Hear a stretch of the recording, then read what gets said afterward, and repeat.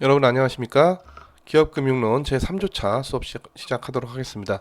자, 지난 시간에 우리가 2장 하고 있었고요. 그 이후 이어가도록 하겠습니다.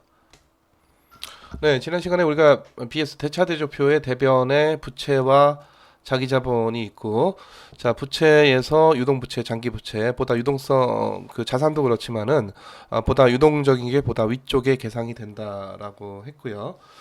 자, 이 대차대조표를 어, 대략 그리면 우리 항상 이 T자고 자 이쪽이 대변이고 이쪽이 차변이고 자 아래 여기가 에쿼티 여기가 이제 자기 자본이고요 여기가 이제 그 부채가 되겠습니다.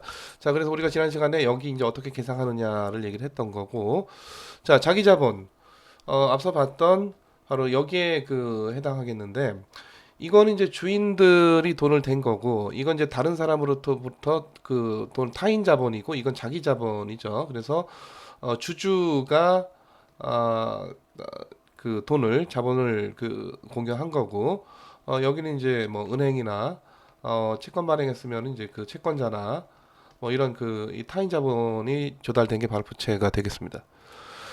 자, 자기 자본을 우리가 shareholders equity, common equity 또는 owners equity 등등의 이제 여러 가지 용어들을 사용을 하고요. 그래서 뭐 자기 자본이라고 하기도 하고 뭐 보통주 지분, 뭐 소유주 지분 등등의 여러 가지 용어를 사용을 하게 되겠고. 근데 사실은 그 기업이 이제 대차대표를 그린다는 얘기가 주인으로부터 조달된 자본하고 타인으로부터 조달된 자본으로 이런 자산들을 다 갖고 있는데 만약에 기업의 그 재원을 이제 분배한다라고 한다면은 일단 채권자가 주주보다는 위쪽에 있는 선순위이기 때문에 먼저 줘야 되는 거고 자 그래서 채권자한테 배분하면은 결국 이 에quity 자기 자본이 남는 건데 요게 이제 뭐 기업에 남는 게 아니라 이 기업 하나 이 법인에는 사실상 남는 게 없어요. 왜냐하면 이것도 누구에게 주주에게 다 결국은 배분을 해야 되는 것이니까. 그래서 결국은 대차대조표가 대변과 차변이 같다는 거고 그래서 이쪽은 양의 자산이고 이쪽은 음의 자산의 의미가 되고요. 두 개가 다 캔슬 아웃 되는 거니까 결국 기업 자체적으로 이 법인 자체적으로 뭔가 그 이 갖고 있는 거는 사실상 제로다라고 볼 수가 있겠습니다. 자, 이제 우리가 또 나중에 가면은 그 기업의 자본 구조에서 이 에쿼티하고 뎃의 그 사이에 있는 여러 가지 이제 보통 우리가 중간에 있다라고 해서 이제 메자닌하다 그렇게 얘기를 하는데 그 메자닌 그 파이낸스를 하고요. 그 메자닌 파이낸스 중에 또 중요한 것 중에 하나가 우선주가 있습니다. 우선주. 그래서 우선주는 이 보통주냐 우선주냐 뭐 이거고 앞서도 설명을 했듯이 예를 들어서 그 우리 주식시장에서 현대차 주식 종목 중에 이거는 보통주 얘기하는 거고 예를 들어 현대차 1우 이건 우선주 얘기하는 거고 2우 또는 뭐 2우B 이런 것들 다 그 우선주를 얘기를 하는 건데요. 자, 우선주는 나중에 가서 우리가 자세히 얘기하겠지만은 그 우선주 보통주 하니까 보통주주 우선주주인데 순수한 의미에서의 주인은 이쪽 보통주주, 이쪽이 그 순수한 의미에서 주인이고, 그래서 소유권도 있고 의결권도 있고 뭐 이런 거고 우선주는 이제 항상 그런 건 아니지만 많은 경우에 그 의결권이 없고 또 보통주보다 더 우선되고 그래서 보다 이제 채권 쪽에 좀 더 가까운 그 타인 자본 쪽에 좀 가까운 그런 특성을 갖고 있습니다. 회계적으로는 자기 자본이지만 본질적인 그 이 경제적인 실질 자체는 이 부채에 가까운 그래서 그 두 가지 성격을 같이 갖고 있는 이제 하이브리드한 메자닌 또는 이제 하이브리드하다 그렇게 얘기를 하고요.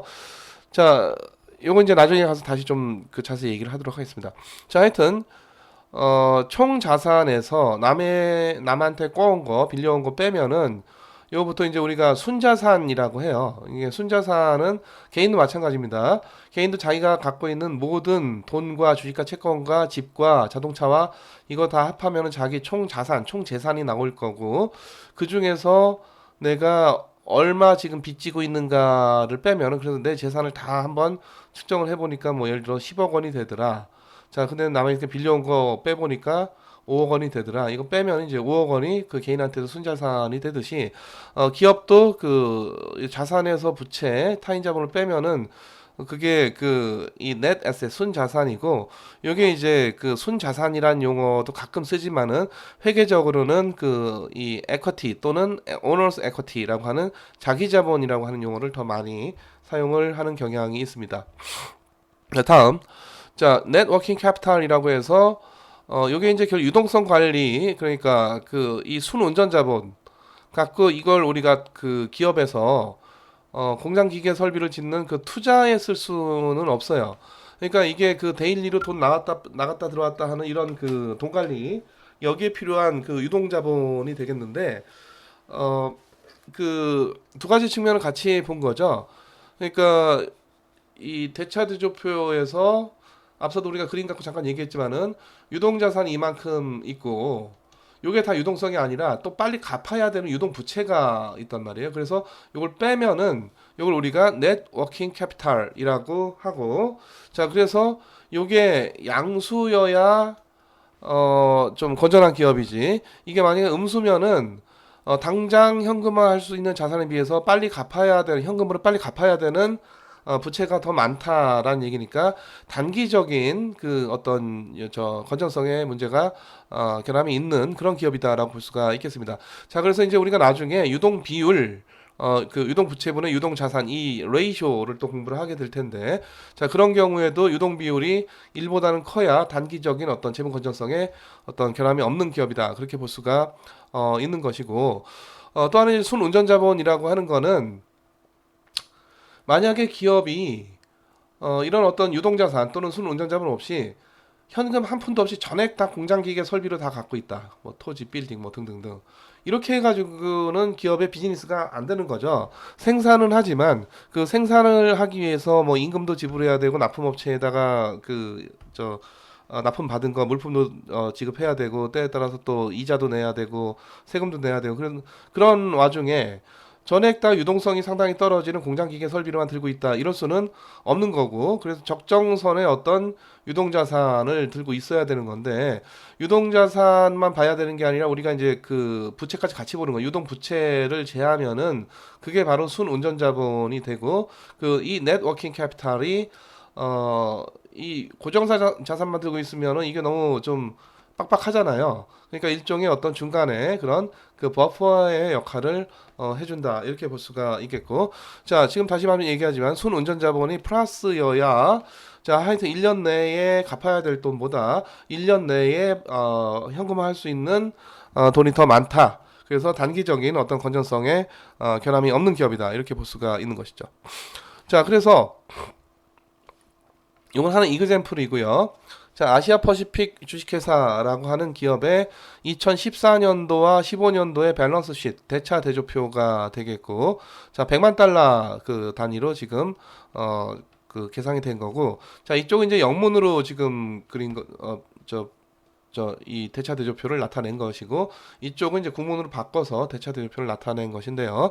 이 양쪽을 여러분들이 다 좀 볼 필요가 있겠습니다.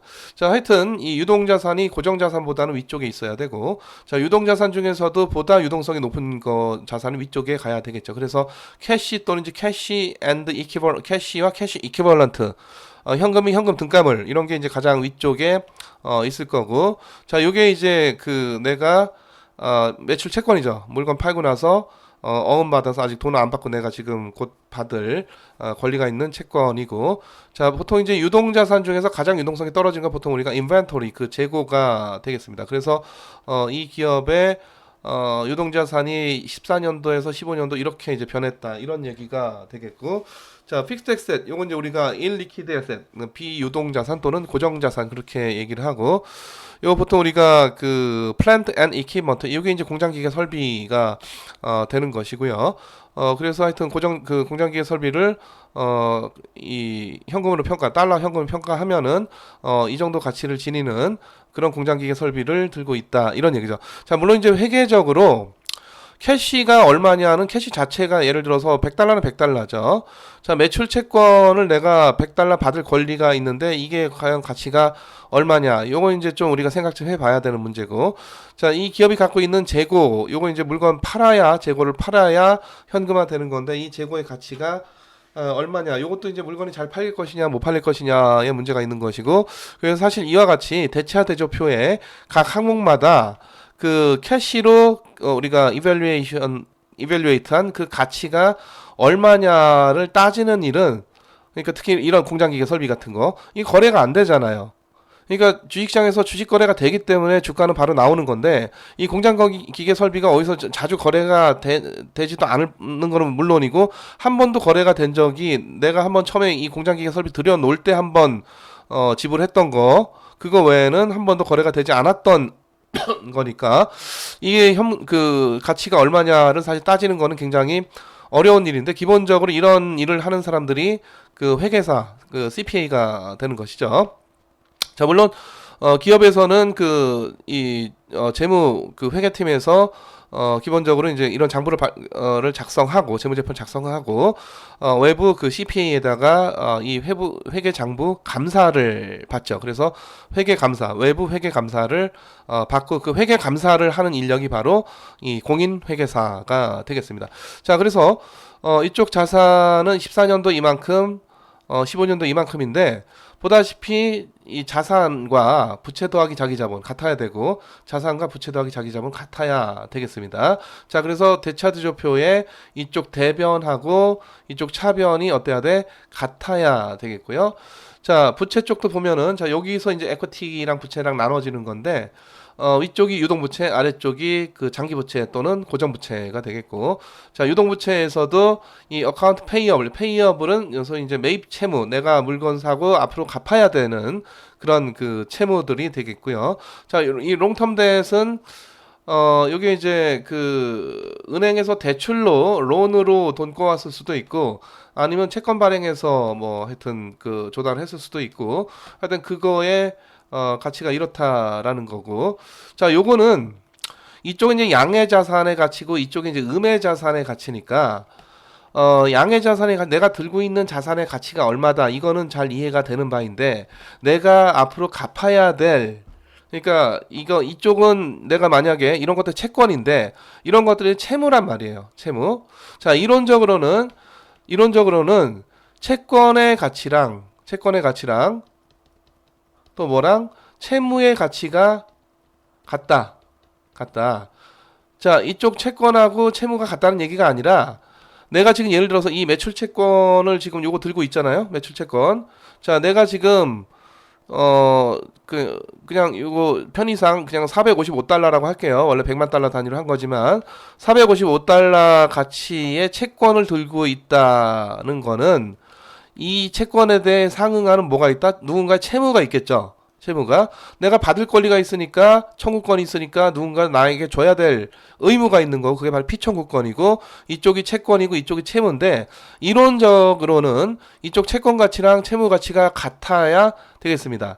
자, 그래서 이쪽 양의 자산의 가치가 얼마다는 잘 이해가 되는데, 이쪽 대변 쪽에 해당하는 음의 자산의 가치가 얼마다는, 이건 채권으로서의 가치가 아니라 요것들은 이제 채무 가치가 되는 거죠. 채무의 가치가 얼마냐 그거고, 이 채무의 가치는 누군가, 여기는 채무가 있으니까 누군가 대차대조표에 이거에 대해서 받을 권리가 있겠죠. 또 누군가 받을 권리가 있을 거고, 그래서 결국 이런 채권 가치들을 다 합하면 이 기업의 채무 가치랑 이론적으로는 같아야 되겠고, 그래서 채무 가치의 의미는 곧 이 채권 가치, 이 채무의 거래 상대방에 해당하는 채권자가 들고 있는 그 채권의 가치가 되겠습니다.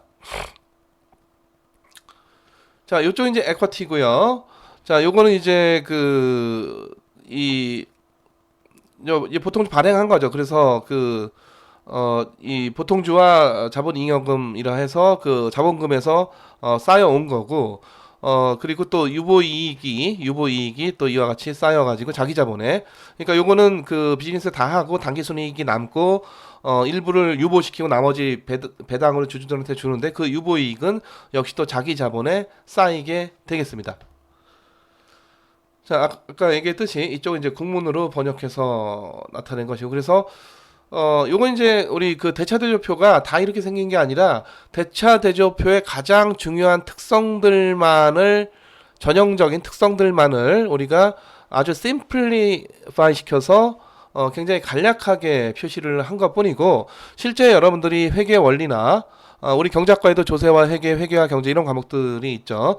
회계 원리나 뭐 중급 회계, 고급 회계 이제 공부하면은 이거보다 이제 훨씬 더 이 자세하고 복잡한 여러 가지 그 회계 항목들이 나타나게 되는데 기본적인 그 대차 대조표의 어떤 전형적인 모습이다라는 거고 자 이쪽은 대변 부채와 자기자본 이쪽은 차변 자산 유동 부채가 위쪽 고정 부채가 유동 자산 위쪽 고정 자산 아래쪽 유동 부채가 위쪽 그 고정 부채가 아래쪽 그 더 아래쪽이 보다 이제 후순위가 되는 그 에쿼티가 가장 후순위가 되는 거죠.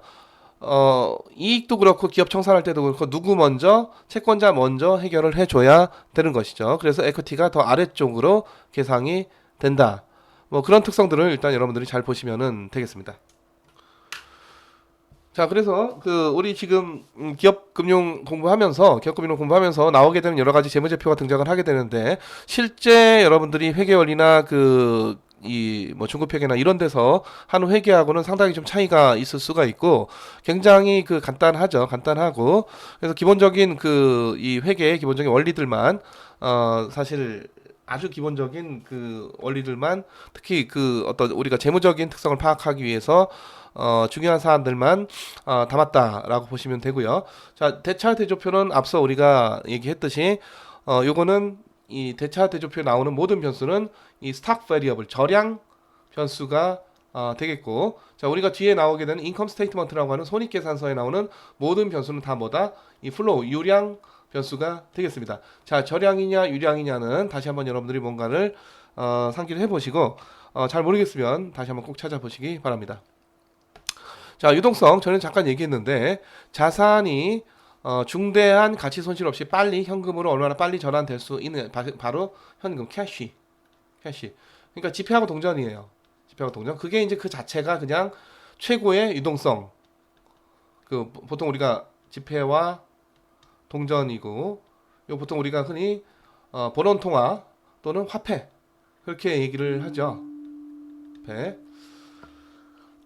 자, 물론 이제 우리가 현금하고 예금이 거의 유사하다라고 인식하고 있고, 그래서 현금의 범위를 뭐 예금까지 넓혀서 볼 수도 있겠습니다. 그래서 사실 M1이라고 하는 통화량을 보면은 이게 현금 통화 더하기 예금 통화가 되고, 우리가 사실 현금으로 지불하는 것보다는 예금으로 지불하는 경우가 훨씬 더 많죠. 우리가 경제활동을 하다 보면은.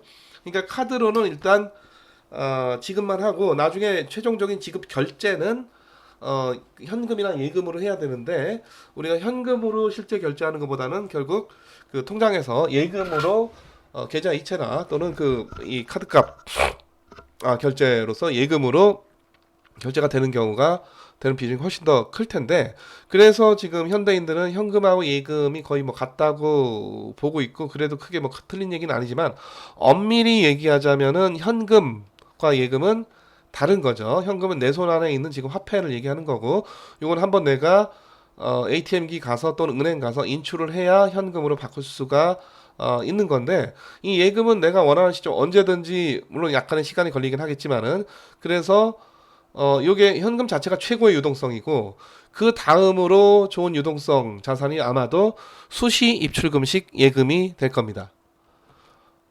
이제 그거 외에도 또 뭐 보통 예금도 있고 또 적금도 있고 뭐 적금 뭐 깨면 되는 거니까 이제 깰 때 좀 가치 손실이 있는 거죠. 왜냐면 이자를 좀 더 못 받게 되고 기타 이제 뭐 MMF라든가 이런 것들이 상당히 유동성이 있는 자산이다 그렇게 얘기를 하고요. 자 하여튼 유동성 리퀴디티라고 하는 거는 결국 이제 현금으로 얼마나 빨리 현금 또는 예금 왜냐하면은 임금 줄 때도 현금이나 예금을 줘야 되고 물품 대금 줄 때도 현금이나 예금으로 줘야 되고 이자나 원금 줄 때 현금이나 예금 줘야 되는 거니까 결국 우리가 어떤 거래를 하든지 간에 반드시 현금과 예금이 필요하고요. 자 그리고 또 우리가 물건 팔 때도 당연히 또 그 기업이 물건을 팔 때도 현금으로 또 수입이 발생을 하게 되는 거죠. 자동차 회사가 자동차 팔면서 뭐 주식으로 뭐 그 자동차 값을 받는다 이런 일은 있을 수가 없는 거고 자, 하여튼 이 기업도 그래서 자기네 그 이 자산 중에서 유동자산 적절히 갖고 있어야 되는데 유동자산이 너무 없어도 문제고 유동자산이 너무 많아도 문제예요. 유동자산이 너무 없으면은 비유동자산을 뭐 팔아가지고 현금화하는데 시간이 걸리고 가치 디스카운트가 생기고 뭐 이런 문제가 있는 거고 유동자산이 너무 많으면은 생산활동에 들어가는 자산이 없고 유동자산 들고 있어봤자 이 수익률이 얼마 안 나와요. 뭐 끼케야 MMF 이런 거고 MMF 요즘 뭐 금리 MMF 수익률이 연 뭐 한 0.8% 정도 될라나 요즘 워낙 또 저금리고 하다 보니까 그래서 유동자산이 너무 이제 많아도 문제고 그래서 이 유동자산 관리 또는 유동성 관리 또는 순운전자본 관리가 또 기업한테는 굉장히 중요한 업무 중에 하나가 되겠습니다. 자, 하여튼 이 대차대조표 차변에서 유동성이 높은 자산이 위쪽에 계상이 되고 자, 유동자산 중에 현금이 가장 최고 유동성 유동성 중에 가장 그 최하가 재고 이 인벤토리가 되겠고 기타 고정자산은 유동자산에 비해서 유동성이 크게 떨어진다. 그래서 비유동적이다 이렇게 얘기를 하고요. 우리 거시경제학 공부하다 보면은 투자를 한번 하면 인베스트먼트를 한번 하면은 일레버서블하다 이런 얘기를 해요. 일레버서블하다 다시 되돌릴 수 없다는 거예요. 그러니까 유동자산은 내가 유동자산을 매입했다가 유동자산을 쉽게 그 팔아서 바로 현금화. 그러니까 유동자산 투자를 했다가 인베스트먼트 했다가 거꾸로 가는 엑시트 또는 다이베스트먼트. 인베스트먼트의 반대말이 다이베스트먼트가 되겠습니다. 그러니까 유동자산을 내가 매입한다. 이건 유동자산 투자고 그걸 내가 다시 판다. 팔면 이제 현금이 나오는 거죠. 현금화하는 건데 그 보통 또 우리가 다이베스트먼트 또는 엑시트 회수 이렇게 얘기를 하는데 유동자산은 그게 잘 되니까 유동자산이고 공장기계 설비 등은 내가 기계 한번 사서 내일 당장 팔아도 내가 오늘 10억짜리 기계를 사서 내일 당장 팔아도 10억이 안 팔려요. 아주 특수한 경우를 제외하고는. 그래서 한번 투자를 하면은 빼도 박도 못하는 경우가 많습니다. 다시 현금화, 다이베스트먼트 투자했다가 이 투자 싫은데 하고 되돌리기가 어렵다는 것이죠. 자, 그래서 우리 거시경제학에서 투자의 비가역성이다. 자, 이런 용어가 나오는데 이게 이제 기업들이 들고 있는 이 고정자산이 상당히 비유동적이다라는 말과 같은 얘기가 되겠고 근데 기업은 고정자산이 유동성이 떨어지긴 하지만은 이런 공장 기계, 설비, 빌딩, 뭐 토지 뭐 등등 이런 게 있어야 이게 이제 보통 그 자본재 우리 미시경제학에서 보면은 그 기업이 그 자본이 있어야 되고 노동이 있어야 되고 그래서 이걸 갖고 생산을 Y를 몰품을 생산을 하는 거죠. 이 자본. 그러니까 이 자본은 어디서 이 자본재에서 뿜어져 나오는 게 바로 이 자본 캐피탈이 되겠고. 자, 그래서 결국 이제 자본을 사용을 하는 건데 자본을 사용한다는 얘기는 공장을 돌리고 기계를 돌리고 뭐 토지를 사용하고 뭐 이렇다는 빌딩을 사용 이런 얘기죠. 자, 그래서 이 고정자산이 이제 결국 이제 자본재고 자본재를 있어야 생산이 가능한 거죠. 유동자산 100% 갖고 있으면은 생산이 안 돼요. 공장기계 설비가 없잖아. 고정자산이 있어야 생산이 되는 겁니다. 물론 그 생산을 하기 위해서 유형의 고정자산도 있고 전에 얘기했듯이 또 뭐가 있다? 무형의 고정자산도 있는데 무형의 고정자산은 주로 이제 우리가 기술, 어떤 뭐 특허, 여러 가지 뭐 영업권, 특허권, 여러 가지 권리 뭐 이런 것들이 되겠습니다. 그래서 이 고정자산은 비유동자산이지만 기업의 생산에 지대한 영향을 미치는 대단히 중요한 또 자산이다. 그래서 뭐 유동자산도 그렇고 고정자산도 그렇고 어느 하나 중요하지 않은 자산이 없는 거고 결국 유동자산 관리, 고정자산 관리를 종합적으로 잘 하는 기업이 경영을 잘 한다. 이렇게 볼 수가 있는 거죠. 자, 유동성은 너무 많아도 안 되지만 부족해도 소위 이 financial distress 다시 말해서 그 채무에 대해서 채무가 여러 가지가 있죠. 매입 채무도 있고 이 기업이 뭐 CP 발행한 것도 있고 우리가 아까 페이어블 매입 채무도 있고 어카운트 페이어블 채무도 있고 CP 발행한 것도 있고 또는 그 은행에서 대출해온 것도 있고 또는 펀드 채권 발행한 것도 있고 다양한 그 이 부채 유형이 있는데 어쨌든 그 만기가 되든지 이자 납입일이 되면 이자하고 원금을 반드시 납부를 해야 되는 것이고 이거 당연히 뭘로? 캐시로 납부를 해야 되는데 그날 와서 캐시가 없다. 그러면은 이 기업의 총자산 아무리 많아도 그냥 부도 나는 거예요.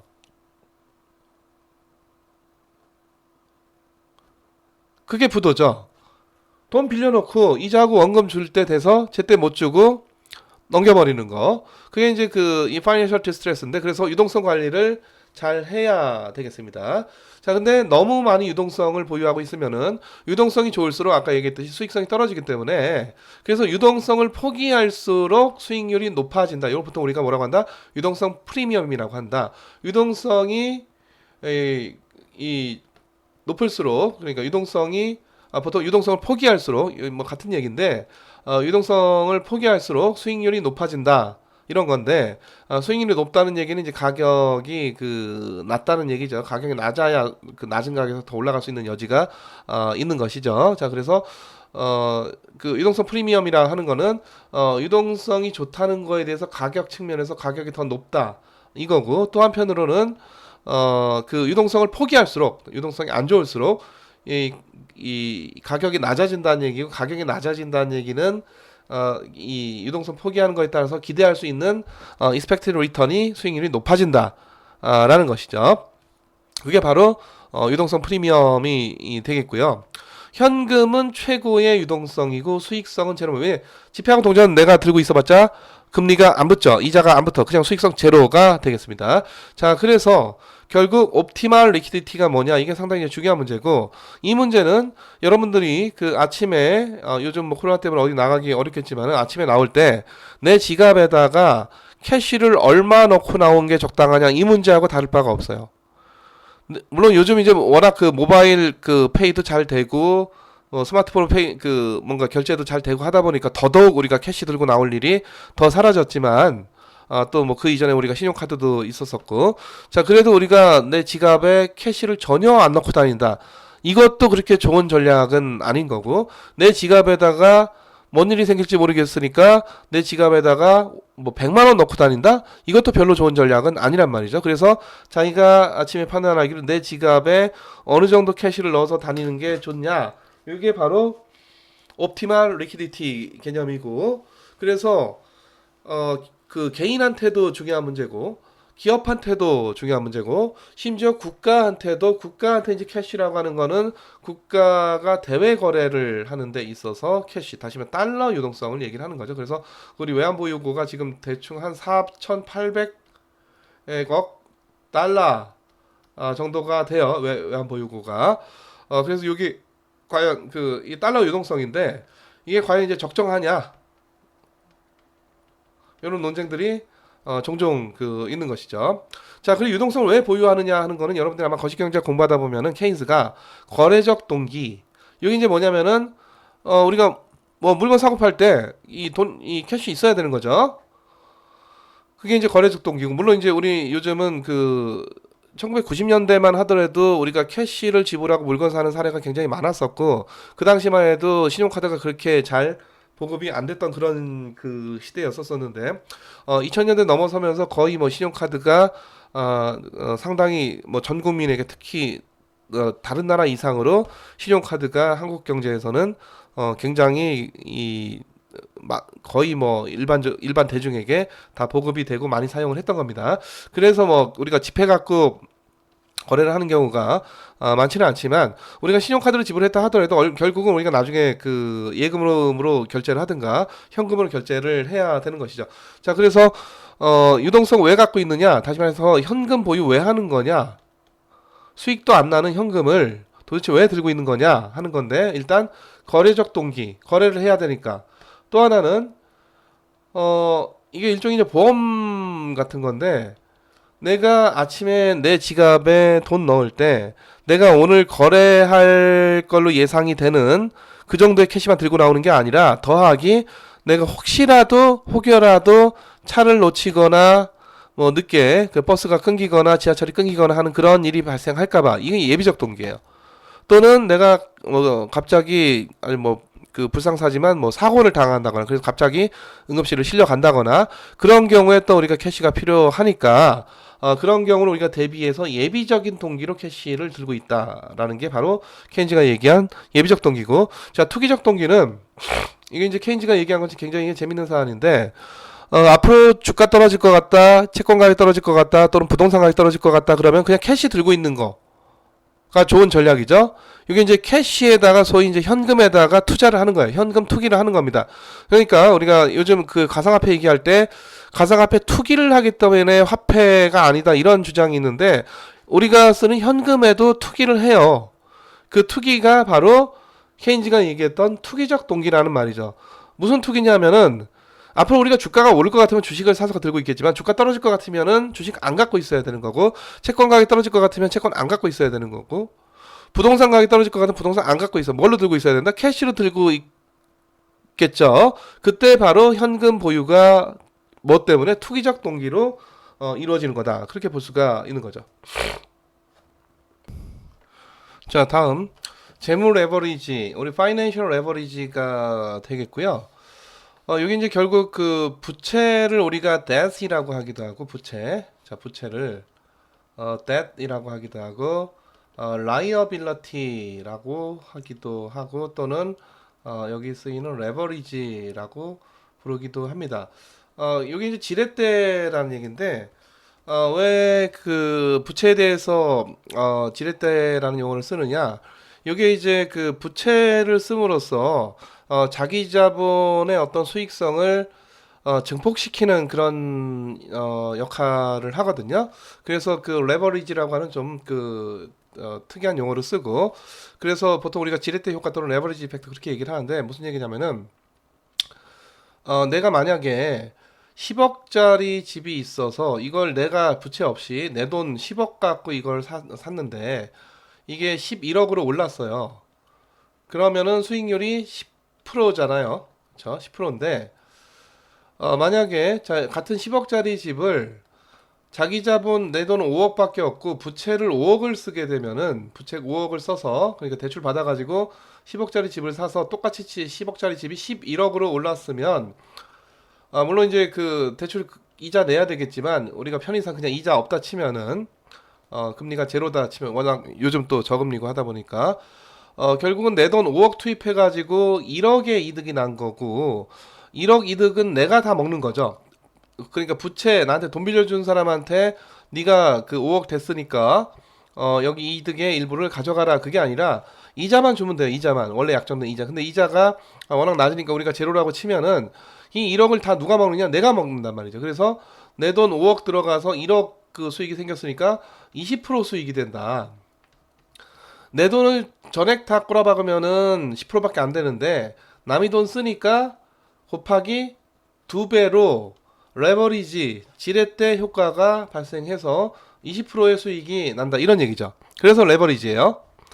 자, 그럼 레버리지 쓰는 게 좋겠다라고 생각하지만 이거 이제 좋을 때 얘기고 만약에 9억으로 떨어졌다 그러면은 마이너스 10%지만 이게 9억으로 떨어지면은 마이너스 20% 그래서 양의 방향으로도 레버리지가 발생하고 음의 방향으로도 레버리지 발생하기 때문에 부채를 쓰게 되면은 일단 리스크가 높아지는 것인데 하여튼 좋은 방향으로 갈 때는 부채 쓰는 게 자기 자본의 그 어떤 효과성 또는 수익성을 더 증폭시켜주는 역할을 한다라는 측면에서 우리가 부채를 debt, liability 또는 leverage 이런 용어들을 사용을 하고 있습니다.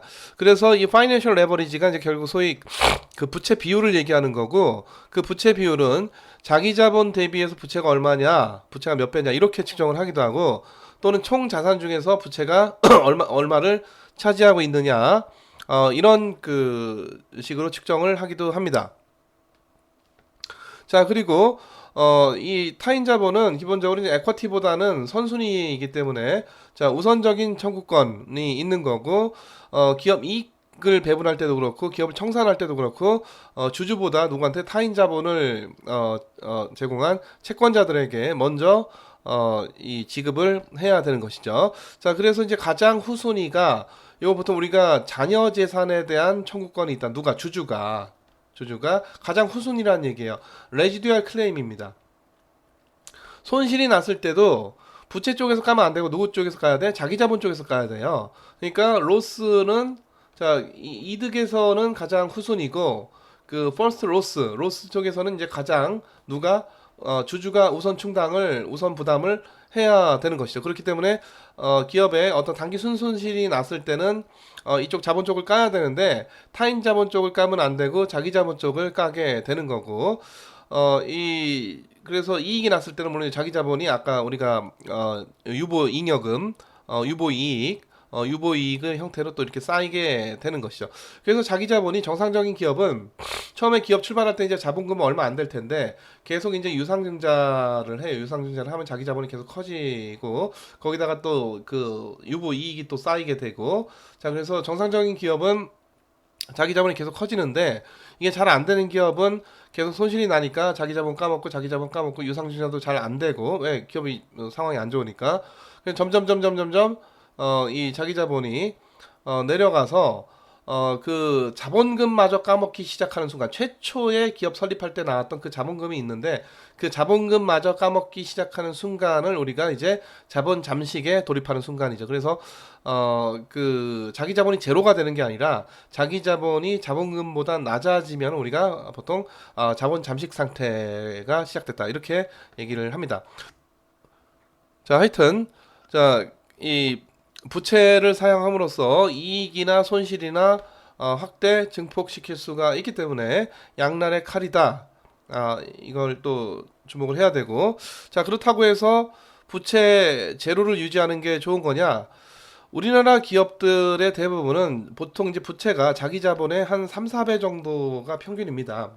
요게 이제 우리 1997년대 또 경제 위기 그 직전에 한국의 대기업들이 보통 자기 자본의 부채를 자기 자본의 무려 40 내지 50배를 그 부채로 어마어마하게 부채를 쓰고 있었던 것이죠. 그러다가 97년도에 그런 경제 위기가 발생하니까 결국 이제 그 경기가 급격히 침체하고 그래서 이 4, 50배 해당하는 어마어마한 부채를 견딜 수가 없어서 그 당시에 엄청나게 많은 심지어 대기업들도 또 금융기관들도 다 파산을 했던 그런 그 한국 경제의 기업과 경험이 있었습니다. 그래서 하여튼 가끔 가다가 부채가 없는 그런 기업 있지만은 부채를 제로로 유지하는 기업은 거의 극히 드물고 평균적으로 한국 대기업 특히 이제 그 KLX에 상장된 유가증권 시장 상장된 기업들의 그 부채 비율, 자기 자본 대비 부채 비율을 보면은 보통 3, 4배 정도를 기록을 하고 있어요. 그 시장 가치냐 장부 가치냐 하는 문제가 이게 사실 이제 가치를 어떻게 평가하느냐의 문제인데 그 이 가치라고 하는 거는 어떻게 보면 굉장히 좀 일시적이기도 하고 또 상당히 또 주관적이기도 하고 이게 모든 자산이 다 그렇습니다. 자, 기업도 마찬가지죠. 그래서 결국은 기업의 그 대차 대조표에다가 자기 여러 가지 그 자산 항목들이 있는데 뭐 기계가 한 대 있다, 공장이 두 개가 있다 이렇게 기록을 하는 게 아니라 현금성 자산도 가치를 기록하고 그러니까 우리나라 기업들은 원화로 미국 기업도 이제 달러화로 기록을 하게 되겠죠. 계상을 하게 되겠지. 보통 우리가 계상한다 이런 표현을 하는데 그러니까 유동자산의 가치도 평가를 해야 되고 고정자산의 가치도 평가를 해야 되고 그래서 가치가 얼마다라고 하는 게 우리가 앞서 대차대조표 이그젬플 보여줬을 때처럼 그 미국 기업이니까 달러로 표시가 돼야 되고 우리나라 기업도 이제 원화로 표시가 돼야 되는 거고 그게 단지 차변만 그런 게 아니라 대변 쪽도 대변 쪽도 그러니까 이 채무 가치가 얼마냐 뭐 이런 게 다 나와야 되는데 사실 이게 쉬운 문제가 아니죠. 다 가치 평가를 해야 되는 거니까. 그래서 가치 평가를 하는 방식 중에 장부가 평가가 있고 뭐 시가 평가가 있고 뭐 이런 건데 시가 평가는 이제 시장 가치로 평가를 한다 이런 얘기인데 문제는 특히 이제 대기업 상장 기업은 이 여러 그 대차주조표의 그 밸런스 시트의 여러 항목 중에서 이 에쿼티는 주식으로 발행이 됐고 이 주식이 주식시장에서 막 거래가 되고 있기 때문에 그 이 주가에다가 이 주식 발행량을 곱하면 소위 이게 보통 우리가 시가총액이라고 하는 거죠. 시가총액. 그래서 이 자기 자본의 잔고가하고 시가총액이 꼭 일치하는 건 아닙니다. 뭐 거의 이제 이거 비슷하게 맞추려고 하는 그 노력들은 하지만 그래서 그 이 자기 자본의 장부가는 뭐 예를 들어서 300조 원이다. 요거 이제 장부에 있는 거고 그리고 주가는 매일매일 변하다 보니까 시가총액은 또 계속 매일매일 변하고 있는 거죠. 삼성전자 같으면 삼성전자의 경우 아마 자기 자본이 300조 원 정도로 계상이 되어 있을 거고 시가총액이 아마 지금 이 300조 원보다 조금 더 높은 수준일 텐데 애플 같은 경우에는 이제 우리 돈으로 환산하면 자기 자본이 한 300조 원 조금 넘고 시가총액이 1000조 원을 넘어요. 그래서 이 장부가랑 이 시가가 괴리되기 마련인데 결국 이제 가치 평가를 어떻게 하느냐의 문제인데 어떤 절대적인 맞는 가치 이런 건 없습니다. 그래서 가치가 일시적이다라는 얘기는 주식만 봐도 굉장히 그 왔다 올라갔다 내려갔다 하는 거 보면은 가치가 크게 변동한다는 얘기고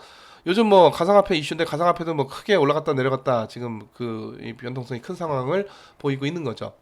그래서 그런 면도 있고 또 이 가치라고 하는 거는 우리가 기본적으로 수요와 공급에서 뭐 이런 게 이제 그 가격으로 결정이 되는 건데 균형 가격 결정되는 건데 이 수요는 주관적인 수요예요. 보통 우리가 윌링리스 투 페이라고 하죠. 그러니까 소비자들의 주관에 의해서 수요 함수가 있는 거고 공급자들의 주관에 의해서 어떤 뭐 객관적인 무슨 원가 대비 얼마 그게 있는 게 아니라 공급을 어떤 의향으로 하겠다. 그래서 그 수요자의 의향이 수요 함수고 생산자의 의향이 공급 함수고 그래서 결국은 주관과 주관이 균형을 이루어서 가격이 형성된다라는 측면에서 가치는 또 한편으로는 객관적인 게 아니라 주관적이기도 합니다. 그리고 절대적으로 맞는 가치, 이거의 가치가 도대체 얼마냐 이런 거는 없어요. 그래서 우리가 부동산 같은 경우에도 보통 우리가 시가가 얼마인데 요즘 나온 이제 뭐 공시지가가 공시가격이 얼마냐 뭐 이런 이슈가 있는 거죠. 시가는 이제 시장에서 부동산 시장에서 이제 사고 팔 때 대략 이 가격으로 사고 팔릴 것 같다라는 그런 가격이고 이것도 이제 일종의 뭐 추정가죠. 공시 가격은 정부가 그 재산세 또는 요즘 뭐 종부세 이거 매기려고 공시 가격을 정부가 갖고 있는 어떤 포뮬라를 써가지고 공시 가격을 그 산정을 하는 거죠. 그러니까 이건 정부가 평가하는 거고 이거 시가는 이제 시장이 평가를 하는 건데 당연히 둘 간에 이제 괴리가 발생할 수밖에 없고 최근에 이제 공시 가격이 현실화된다라는 얘기는 보통 공시가가 시가의 뭐 한 80, 70% 정도 수준까지는 끌어올리겠다. 뭐 이런 게 이제 그 앞으로 이제 부동산 정책의 중요한 방향성인데요. 자, 이와 같이 하여튼 어떻게 평가를 하느냐에 따라서 가치가 달라질 수밖에 없고 자, 기업의 그 대차대조표에서 이게 각 그 자산들 그리고 어떻게 조달했느냐를 나타내는데 이쪽 상장을 해서 주식이 거래가 되면은 이 자기 자본의 시가는 나옵니다. 시장 가격 이 마켓 밸류가 있어요. 왜냐하면 주식이 거래가 되기 때문에 물론 그것도 절대적인 의미를 갖는 건 아닌데 그래도 시장에서 거래를 통해서 결정된다. 라는 그런 측면에서 좀 객관성이 있는 그 가치 평가다 그렇게 볼 수가 있는 거고 근데 이 기업이 발행한 채권 요 이제 채무 가치인데 이 채권 발행했고 채권이 유통시장에서 활발하게 거래가 돼야 가격이 나오는데 활발하게 거래가 잘 안 되죠. 그리고 은행에서 빌려온 대출 채권이 있는데 대출을 했는데 요건 이제 채무죠. 요게 그러니까 이거 이제 은행이 대출 채권 들고 있는데 은행이 들고 있는 대출 채권의 가치가 이 채무 가치인데 이 대출 채권 가치가 시가가 얼마냐? 이것도 간단한 문제가 아닙니다. 그러니까 시장이 있어서 시장에서 활발하게 거래가 돼서 그 가치가 그 어떤 시가 평가가 쉽게 가능한 거는 이쪽 자기 자본인데 그거 외에는 이쪽 그 부채 쪽, 채무 쪽의 가치라든가 이 기업이 들고 있는 수많은 엄청나게 많은 자산들이 있어요. 그중에 현금 및 현금 등가물 또는 단기금융 상품 이런 것들 빼고는 나머지는 가치 평가하기가 굉장히 어렵다. 어렵다. 이런 것들은 현금 및 현금 등가물은 예를 들어 100원의 가치는 그냥 100원이죠. 그러니까 이런 것들은 이제 어떤 가치 평가에 불확실성이 없는 건데 그거 외에 다른 자산들은 이제 어떻게 평가를 하느냐 이런 문제인데 특히 예를 들어 삼성전자가 1980년도에 매입한 토지가 있는데 그 토지가 보통 이제 매입할 때 취득가로 여기 기록이 되어 있어요. 그래서 그 가격의 시가는 지금 엄청나게 올랐겠죠. 벌써 뭐 이게 몇십 년 전의 일이니까. 근데 그게 적시에 이게 시가로 잘 반영이 되느냐? 보통 잘 반영이 안 된단 말이죠. 그래서 기본적으로 이제 장부 가치하고 시장 가치가 괴리가 발생하기 마련인데, 자, 어쨌든 장부 가치는 우리가 여러 가지 그 대차 대조표에서 이제 회계적 가치고 보통은 이제 취득가로 기록을 해서 그게 그대로 유지가 되는 경우가 많아요. 어, 물론 이제 공장 기계 같은 거는 감가상각이 있으니까 감가상각을 반영을 해서 처음 샀을 때는 10억이고 1년 지나면 뭐 9억이고 나중에 우리 감가상각 얘기하겠지만 또 1년 지나면 8억이고 이렇게 이제 감가상각 반영을 해서 그 기계 설비 같은 거는 깎아가는데 토지 같은 경우에는 감가상각이 없으니까 보통은 최초 취득했던 그 가격이 그대로 그 유지가 되고 아주 특별한 경우에만 요거를 이제 조금 그 업데이트를 해가지고 그 장부에다가 변화된 시가를 좀 반영하려고 애를 쓰고 뭐 이런 일이 있는데 보통 이제 취득가로 계속 유지가 되는 거죠. 그래서 이제 최근에 그 IFRS라고 하는 그 회계 기준은 이제 최대한 그 이 장부를 작성을 할 때 어떻게 하면 이제 좀 더 실제 가치 또는 시장 가치에 가깝게 장부를 작성해야 될 것이냐 하는 그런 또 어떤 새로운 국제적인 회계 기준이다. 이렇게 볼 수가 있는데 마켓 밸류를 모든 항목들에 대해서 명확하게 반영을 한다. 기본적으로 쉬운 얘기가 아니겠습니다. 자, 그래서 결국은 우리가 이제 가치가 무엇이냐를 좀 생각을 해볼 필요가 있고 가장 정확한 가치 측정 방법이 과연 존재하느냐 또 우리가 또 생각을 해볼 필요가 있는데 보통은 이제 우리가 시장에서 결정된 가격은 상당히 객관적인 가격이다라고 보는 거죠. 그럼에도 불구하고 최근에 삼성물산하고 제일모직하고 합병하는 데 있어서 서로 간에 주식 교환 비율을 산정을 할 때 시장에서 시가를 바탕으로 해서 주식 교환 비율을 산정을 했는데 이거에 대해서 이게 뭔가 불법적인 요소가 있다라고 또 반대를 하는 그 외국계 그 주주들이 또 있고 그래서 그 시장에서 거래를 통해서 형성된 소위 그 주식시장에서 형성된 시가가 아주 절대적인 의미를 갖는 거는 아니다라는 거고요. 자, 이 보통 우리가 마크 투 마켓 또는 마킹 투 마켓 이런 용어를 쓰는데 이 용어가 좀 어렵죠. 우리말로 시가평가입니다. 시가평가. 시장 기준으로 평가를 했다 이런 얘기고 요거 말고 이제 마킹 투 모델 뭐 이런 게 있어. 요거는 이제 그 시장에서 거래가 안 되면은 어떤 특정 모델이나 특정 theory 그러니까 마킹 투 theory 요 뭐 이런 용어를 쓰는데 그러니까 일종의 어떤 모형가 또는 이론가 이런 게 있는 거죠. 시장에서 거래는 안 되지만 우리가 논리적으로 이론적으로 어떤 그 생각을 해봤을 때 이거는 이 가격으로 보는 게 맞겠다. 이렇게 이제 평가를 하는 건 이게 보통 이제 우리가 마킹 투 모델 또는 마킹 투 theory 그렇게 얘기를 하고요. 시장에서 거래가 되는 것을 바탕으로 해서 우리가 평가를 한다. 그럼 마킹 투 마켓 또는 마크 투 마켓 그렇게 얘기를 하고 하여튼 최근 회계 기준은 최대한 좀 시가를 어떻게 장부에 반영을 해볼 것인가 그런 노력을 하고 있다. 자, 그래서 이 갭이라고 하는 게 미국의 기업 회계 기준이고 또 우리 지금 교과서가 미국 책이다 보니까 US 갭을 이제 얘기를 하고 있고요. 최근에 와서 이제 IFRS라고 하는 건 이제 국제 회계 기준이고 우리나라 기업도 이 상장사들은 의무적으로 IFRS 기준을 따라서 이 IFRS 기준을 따라서 의무적으로 또 회계 장부들을 작성을 해서 우리나라 금융감독원의 다트 시스템 그러니까 이 다트 시스템 들어가면은 상장사는 물론이고 그 외감 기업 외부 감사를 반드시 받아야 되는 이 외감 기업은 보통 그 자산 100억 원 이상이 되는 기업은 외감 기업으로 지정이 되고 반드시 외부 감사를 받아야 되고 그러니까 여기서 당연히 상장사는 당연히 포함이 되는 거고 KRX에 주식이 상장된 기업들은 당연히 포함이 되는 거고 계속 여기다가 자기네 그 재무제표를 공시를 해야 됩니다. 전자공시죠. 공시를 해야 되고 그래서 여기서 이제 그 재무제표 작성할 때 최근에 와서는 이런 이 상장 대기업들은 그 IFRS 기준을 적용을 해야 되는 또 의무를 부과했고요. 그래서 CPA들도 또 회계 기준이 또 이렇게 약간 바뀌게 되면 이걸 또 다시 또 새로 공부를 해야 되는 것이죠. 자, 예전에 이제 그 기본적으로는 그 갭도 그렇고 IFRS도 그런데 물론 이제 최근에 와서 이 인터내셔널 갭 또는 IFRS는 좀 최대한 현재 시가를 좀 반영하려고 애를 쓰는 거고 기존의 그 US 갭이라고 하는 거는 보통 이제 그 자산을 최초의 구매가 그러니까 취득가로 가 이제 그 장부가로 취하는 뭐 그런 방식이었고요. 또 하나 그 IFRS에서 이제 연결 재무제표 또는 이제 결합 재무제표 요거 이제 또 의무화한다 그런 얘기가 있는데 이게 뭐냐면은 어 이걸 한번 이런 예를 한번 볼까요? 자, 어떤 제가 100만 원짜리 부채 없이 100만 원짜리 주식회사 A를 설립했다고 합시다. 100만 원짜리. 그럼 제가 1인 주주가 되는 거죠. 가상적으로.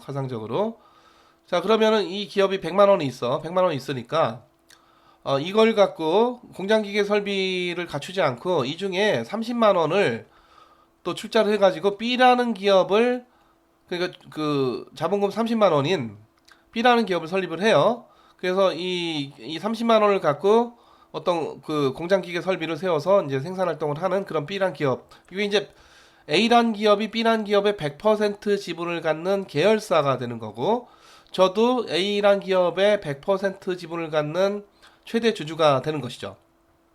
근데 제가 실제로 여기에 투입된 돈은 100만 원밖에 없는데 이 기업의 총 자산들을 다 합하면은 총 자산은 여기 100만 원이고 여기 30만 원이니까 총 자산은 130만 원이 된다. 갑자기 늘어나요. 그래서 이 지금 괜히 늘어난 30만 원 보통 우리가 가공자본 이렇게도 그 얘기를 하는데 이게 이제 그 금융거래 특성이죠. 그러니까 처음에 100원이 있는데 자, 100원밖에 없는데 100원을 내가 A가 B한테 빌려줘요. 그러면은 100원은 이쪽으로 가고 A는 100원에 대한 뭐가 있다? 채권이 있죠. 100원에 대한 채권이 있어.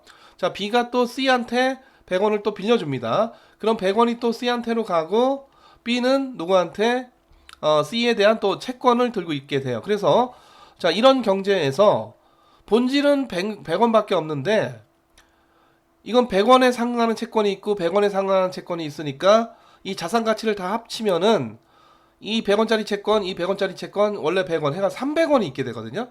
그러니까 이런 금융 거래를 하게 되면은 그냥 이렇게 금융 거래를 한번 할 때마다 부풀어 올라요. 이게 사실은 여러분들 그 신용창조라고 신용창조. 자, 그 중앙은행이 본원 통화를 발행하지만 결국 통화량은 이거보다 훨씬 더 늘어난 규모로 유통이 되는데 지속적으로 본원 통화를 바탕으로 해서 여러 번의 대출과 예금의 그런 금융 거래가 발생을 하다 보니까 통화량이 늘어나는 겁니다. 그러니까 이런 경제에서 100원도 지급 결제로 쓸 수 있을 뿐만 아니라 만약에 이런 채권들도 지급 결제로 쓸 수 있다고 하면은 통화량이 300원이 되는 것이죠. 그래서 괜히 부풀어 올라요. 금융거래 할 때마다. 지금 이 A가 B에 대해서도 출자를 할 때 이게 이제 주식 거래가 되겠는데 주식 100%를 갖고 있는 거죠. 물론 출자금 이제 30만 원이지만 여기 이제 주식 거래고 이런 주식 거래, 금융 거래 할 때마다 부풀어 오릅니다. 그래서 실질은 100만 원밖에 없는데 겉으로 보기에는 얘는 얘대로 대차 대조표를 작성하고 얘는 얘대로 대차 대조표를 별도로 작성을 하면은 전체적으로는 130만 원이 있는 것처럼 보이는 가성적인 현상이 이 가성적인 요소가 있는 것이고 자 그래서 연결재무제표 또는 결합재무제표는 이런 계열사들이 있고 어떤 특수관계가 있는 그런 기업들은 싹 다 통틀어서 하나의 대차대조표를 작성을 해라. 그게 바로 연결재무제표가 되는 것이고 자 그렇게 되면은 이쪽에 30만 원하고 이쪽에 자산을 들고 있는 이게 주식을 들고 있겠죠. 이 30만 원이 캔슬아웃 될 것이기 때문에 결국은 이쪽 100만 원, 이쪽 100만 원 정확하게 이런 어떤 가성적으로 늘어나게 되는 이런 요소가 다 사라지게 되는 것이죠. 자, 그런 의미에서 특히 이제 우리나라 기업들 삼성그룹 하면은 삼성그룹 내 계열사가 60개씩 돼요. 그러니까 60개 따로따로 이걸 전부 다 대차 대조표를 작성해가지고 이거 총자산을 다 합치면은 어마어마하게 클 텐데 이들 간에 여러 가지 계열사들 간에 그런 그 지분 관계가 있단 말이죠. 그래서 이런 것들을 우리가 전체 통틀어서 삼성그룹 전체의 대차 대조표를 작성을 하면은 전체 총자산 각 계열사별 총자산 규모를 다 단순 합산하는 것보다 훨씬 축소된 이게 실질적인 그 자산이 얼마냐가 나오게 되는 것이고 또 우리나라 삼성그룹뿐만 아니라 여러 그 대규모 기업 집단들이 있기 때문에 이런 기업들도 다 그 이 특수관계 어떤 출자관계 또는 계열사 관계가 있는 또는 자회사 모회사 관계가 있는 이런 경우들에 대해서 기본적으로 연결재무제표 또는 결합재무제표를 작성을 하는 게 당연히 타당하다. 이렇게 볼 수가 있는 것이고요. 자, 요건 이제 미국 교과서라서 FASB가 그 미국에 있는 일종의 그 어떤 회계 그 감독국이 되겠습니다. 그래서 한번 조사를 해 보시고요. 자, 자산 가치가 뭐냐는 이쪽에 있는 예를 들어서 어떤 공장이 있는데 그 가치가 뭐냐 뭐 이런 거 얘기하는 거죠. 뭐 여러 가지 자산들이 있는 거고. 근데 장부가 이상으로 우리가 시가평가를 하기가 굉장히 어렵다라는 거고요. 자, 자기 자본이 있고 자기 자본 가치는 보통 여기 주식이 상장됐으면은 그래도 시가총액으로 마켓 캐피탈리제이션으로 시가가 나올 수가 있다. 자, 하지만 이 부채 가치는 일종의 채무 가치인데 이 발행된 부채가 부채 증권이 시장에서 유통이 잘 돼서 거래가 활발하게 이루어지면 모르겠지만 그렇지 않은 것이 대부분이고 기업이 발행한 CP나 또는 뭐 채권이 있으면은 그거 정도나 유통시장이 있는 거죠. CP는 머니마켓에서 이 채권은 채권시장에서. 근데 거기서도 그렇게 거래가 활발하게 주식만큼 이루어지지 않기 때문에 사실 시가를 관찰한다는 굉장히 어려운 얘기가 되겠습니다. 그래서 물론 이제 장부가는 다 있는 것이죠. 장부가 있지만은 시가는 이거랑 괴리가 될 수 있다라는 것도 여러분들이 다시 한번 기억을 하시고, 자, 장부가 관점에서도 자산 이퀄 부채 플러스 자기 자본 같아야 되고요. 시가 관점에서도 이론적으로는 총 자산의 시가가 부채의 시가 더하기 자기 자본의 시가랑 같아야 되겠습니다. 그래서 보통 우리가 이걸 대차 대조표 항등식이라고 하죠. 자산 이퀄 부채 플러스 자기 자본. 자, 앞서도 얘기했듯이 유동자산 같은 경우에는 장부 가치랑 시장 가치가 그렇게 괴리되기가 어렵겠습니다. 자, 예금 예를 들어 100만 원짜리가 있다. 그러면은 뭐 예금 가치는 뭐 우리가 100만 원을 보는 게 타당하죠. 자, 근데 이 기업이 갖고 있는 토지 예를 들어서 30억 원으로 지금 계상이 되어 있다. 근데 이걸 2000년도에 샀다. 2000년도에 샀다. 그러니까 취득가인데 지금 벌써 20년 지났어요. 30억 원 이건 장부가지만 시가는 이거보다 훨씬 더 클 수가 있고 고정자산. 그래서 이 고정자산은 장부가하고 시가하고 상당히 괴리가 될 수가 있다라는 것이고 토지뿐만 아니라 기타 빌딩, 공장기계 설비 다 마찬가지가 되겠습니다. 자, 다만 앞서 얘기했듯이 기계는 감가상각이 있고 회계적으로 기계에 대해서 그러니까 설비죠. 설비 등에 대해서 감가상각을 어떻게 해야 되는가를 회계에서 회계 기준에서 정확히 정의를 하고 있고요. 이 회계 기준을 잘 따라야지 지멋대로 막 감가상각을 하면 안 됩니다. 왜냐하면은 기업 입장에서는 감가상각을 많이 하고 싶어하는 인센티브가 있어요. 왜?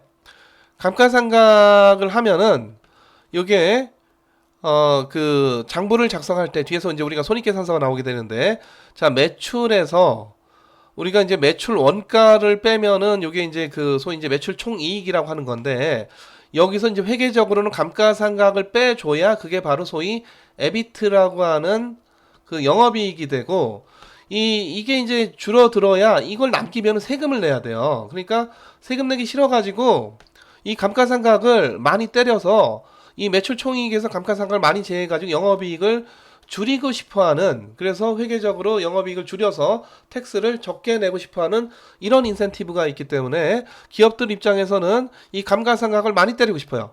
근데 이거 니 멋대로 하면 안 된다 라는 기준이 있는 것이죠. 회계상의 감가상각은 이런 방식으로 해야 된다. 왜냐하면 비용으로 많이 떨어서 이 텍스를 회피하고자 하는 그런 인센티브가 있기 때문에 이 감가상각에 대한 어떤 회계 기준이라고 하는 건 상당히 이 회계 쪽에서는 중요한 요소다라고 볼 수가 있겠고, 계속 이제 우리가 이 감가상각 갖고 여러 가지 얘기들을 앞으로 하게 될 겁니다.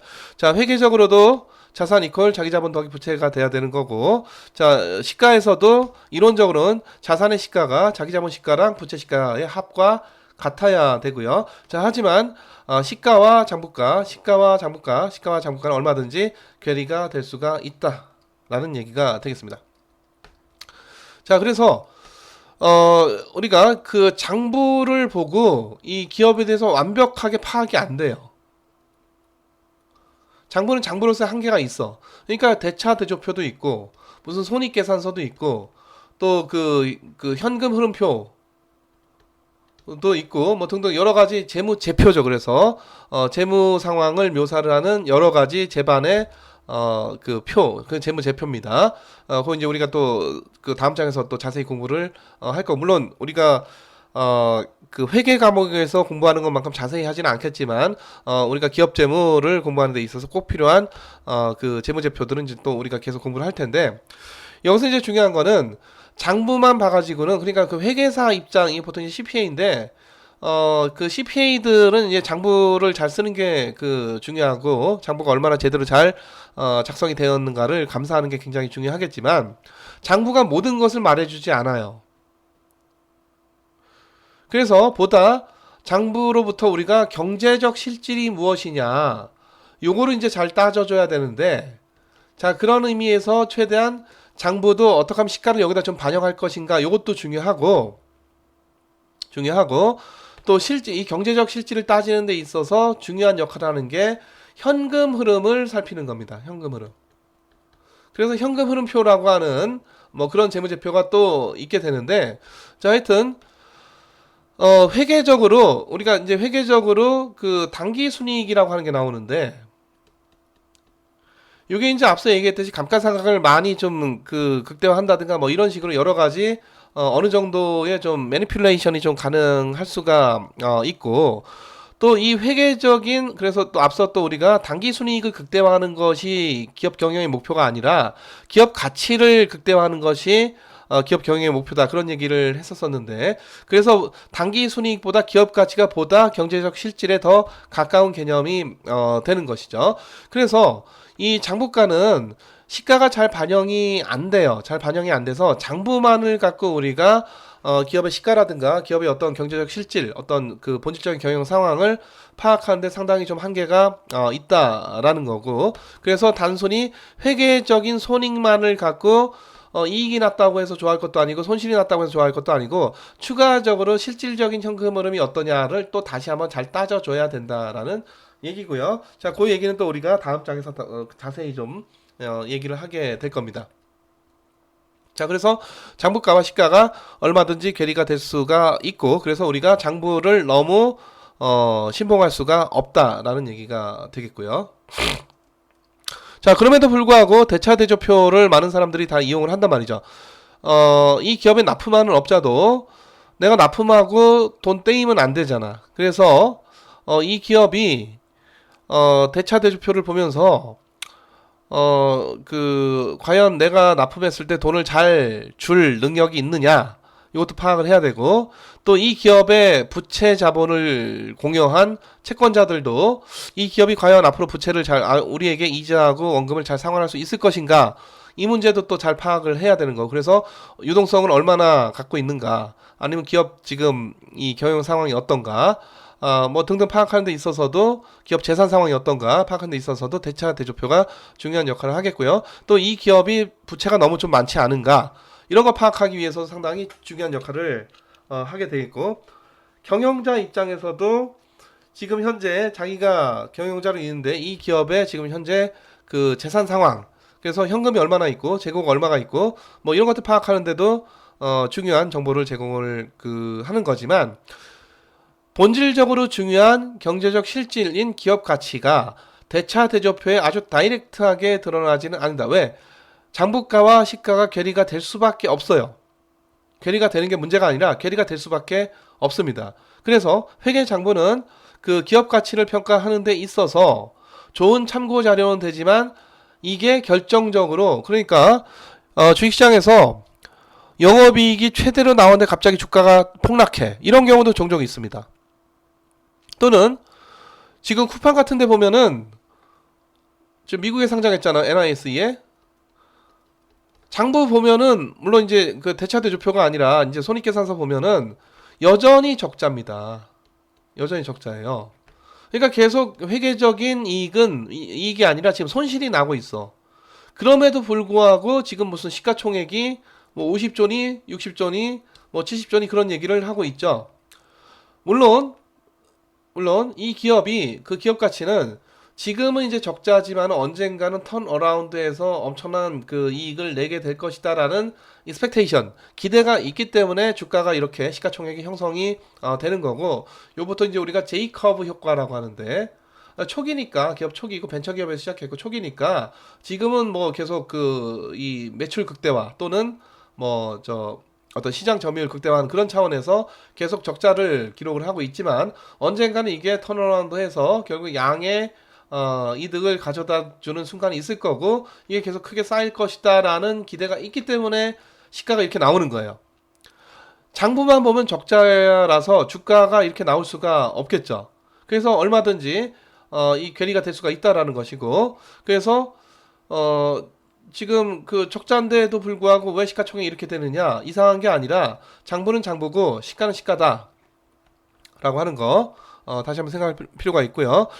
또 하나는 이제 대차 대조표를 통해서 이 기업이 그냥 기계 몸이 건조하게 이런저런 자산이 있어요. 나는 뭐 주식을 이렇게 발행했고 여러 가지 부채 자금을 이렇게 썼어요 하는 것을 굉장히 그냥 기계적으로 서술했을 뿐이지 지금 내가 갖고 있는 공장이 얼마나 질 좋은 공장인지 이 공장을 통해서 얼마나 좋은 물품이 나오는지 또는 내가 들고 있는 이 기계가 다른 기업이나 다른 국가들은 소유하지 못한 굉장히 좋은 기계라서 굉장히 그 좋은 물품을 좋은 자동차를 지금 찍어내고 있다든지 아니면 이 기업의 요건 이제 다 자본에 관련된 얘기고 이 기업의 인적 자본 이 경영자가 얼마나 능력 있는 사람인지 얼마나 숙련된 노동자들인지 노사 관계가 얼마나 또 원만한지 이런 상당히 무형적인 요소는 장부에 반영될 길이 없습니다.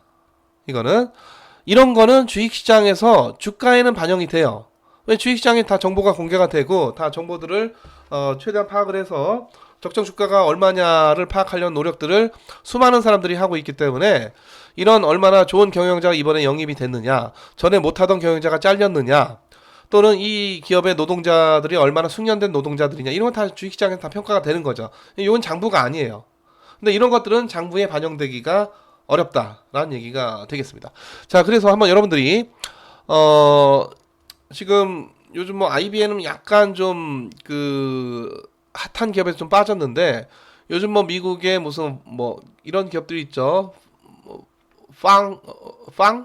빵이라고 하던가 또는 마가 뭐 이런 데가 있어요. 그래서 이거 한번 찾아보세요. 이거 아마 페이스북, 애플, 아마존 그리고 이 애는 뭘까요? 한번 찾아보시고 구글 뭐 이런 거고 이 마이크로소프트 또 뭐 알리바바 뭐 이런 데들이 되겠습니다. 그래서 미국의 뭐 빵 주식을 주목해라, 마가 주식을 주목해라, 파가 주식을 주목해라 이런 언론 보도들이 종종 나오는데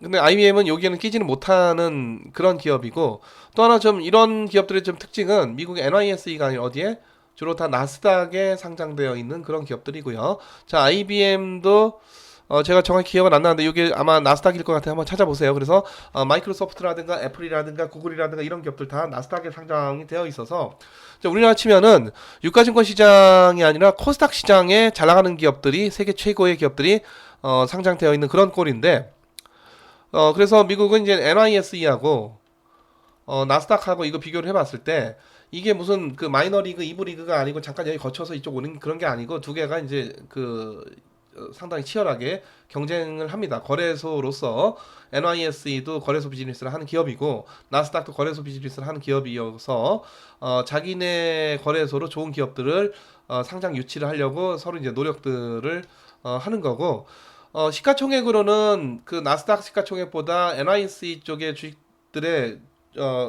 상장된 주식수가 훨씬 많고 또 전체 시가총액도 훨씬 크지만 지금 이런 마가, 파가, 빵 뭐 이런 기업들은 대부분 다 나스닥에 상장되어 있는 것을 확인해 볼 수가 있을 거고요. 또 하나는 지금 하필 제가 구글을 써놨는데 구글보다는 삼성전자의 경쟁사는 구글보다는 애플이죠. 애플하고 한번 삼성전자랑 비교를 해보세요. 그래서 그 북밸류 자기 자본의 북밸류가 얼마인지랑 자기 자본의 마켓밸류가 얼마인지 요걸 한번 비교를 해보시기 바랍니다. 아마도 북밸류는 자기 자본은 애플이나 삼성전자나 한 300조 원 정도로 우리나라 돈을 치면은 대략 비슷할 텐데 삼성전자는 시가총액이 300조 원보다 조금 더 높은 수준이고 애플은 뭐 1000조 원 넘어가는 수준일 거예요. 그만큼 굉장히 시장에서 높게 평가를 하고 있다. 그래서 이런 지표가 굉장히 중요한데 이 마켓 북 레이쇼라고 해서 자기 자본의 장부가 북밸류 대비해서 자기 자본의 마켓 밸류가 얼마냐 요게 이제 우리 경제학에서 얘기하는 그 토빈스큐하고 조금 비슷한 그 개념이 되겠어요. 마켓 북밸류가 그러니까 토빈스큐는 총 자산의 보통 이제 그 리플레이스먼트 코스트라고 하죠. 아마 여러분들 그 거시경제 공부할 때, 국민경제 공부할 때 나온 거고, 그게 분모고, 그리고 이제 그 총 자산의 그 마켓 밸류가 얼마냐, 요게 이제 소위 그 토빈스 큐고, 그래서 여러분 아마 거시경제 공부하다 보면은 에버리지 큐, 무슨 마지널 큐, 뭐 이런 용어들이 나왔을 텐데, 뭐 요거 비슷한 개념이라고 보시면 돼요. 그래서 총 자산은 아니고 자기 자본의 장부가 대비해서 시장에서 얼마나 인정받고 있느냐 이런 얘기고, 이게 일보다 작다는 얘기는 지금 자기 자본 1원 투자돼서 시장에서 1원의 가치를 인정 못 받고 있다 이런 얘기고, 1보다는 커야 정상적인 좋은 기업이다 그렇게 볼 수가 있는 것이죠. 그래서 아마 삼성전자의 마켓 북 레이쇼는 1보다는 약간 큰 수준이 될 거고, 이 애플의 그 마켓 북 레이쇼는 아마도 한 3 내지 4배 이상이 될 겁니다. 이건 한번 여러분들이 데이터를 찾아보시기를 권장을 드려요. 자, 그래서 기업의 시장 가치라고 하는 것은 앞서도 얘기했지만 이 기업의 경영자가 기업 경영의 목표라고 하는 것이 단기 순이익 극대화가 아니라, 또는 매출 극대화, 또는 그 시장 점유율 극대화가 아니라, 다시 한번 강조하지만 기업 가치 극대화입니다. 기업의 시장 가치 극대화예요.